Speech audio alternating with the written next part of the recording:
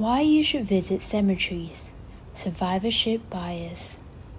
No matter where Rick looks, he sees rock stars. They appear on television, on the front pages of magazines, in concert programs, and at online fan sites. Their songs are unavoidable. In the mall, on his playlist, in the gym. The rock stars are everywhere. There are lots of them, and they are successful. Motivated by the stories of countless guitar heroes, Rick starts a band. Will he make it big? The probability lies a fraction above zero. Like so many others, he will most likely end up in the graveyard of failed musicians. This burial ground houses 10,000 times more musicians than the stage does, but no journalist is interested in failures, with the exception of fallen superstars. This makes the cemetery invisible to outsiders. In daily life, because triumph is made more visible than failure, you systematically overestimate your chances of succeeding. As an outsider, you, like Rick, succumb to an illusion, and you mistake how minuscule the probability of success really is. Rick, like so many others, is a victim of survivorship bias. Behind every popular author, you can find 100 other writers whose books will never sell. Behind them are another 100 who haven't found publishers, and behind them are yet another 100 whose unfinished manuscripts gather dust in drawers. And behind each one of these are 100 people who dream one day writing a book. You, however, hear of only the successful authors. These days, many of them are self-published. Fail to recognize how unlikely literary success is.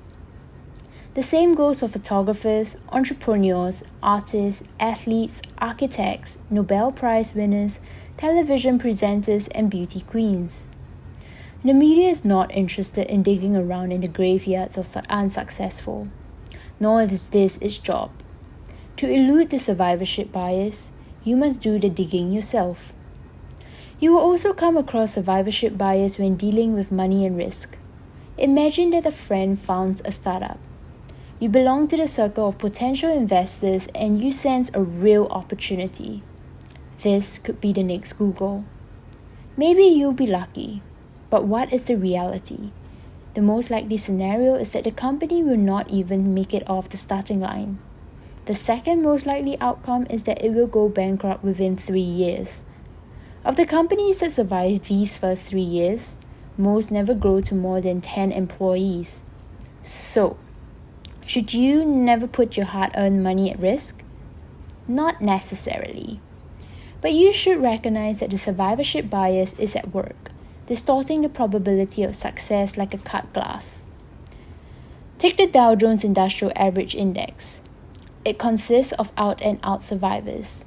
Failed and small businesses do not enter the stock market, and yet these represent the majority of business ventures.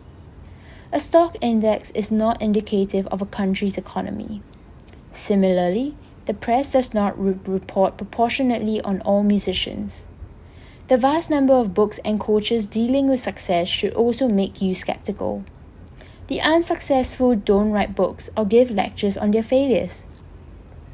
Survivorship bias can become especially pernicious when you become a member of the winning team.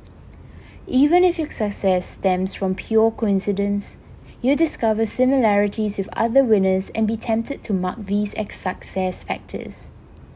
However, if you ever visit the graveyard of failed individuals and companies, you will realize that its tenants possess many of the same traits that characterize your success. If enough scientists examine a particular phenomenon, a few of these studies will deliver statistically significant results through pure coincidence.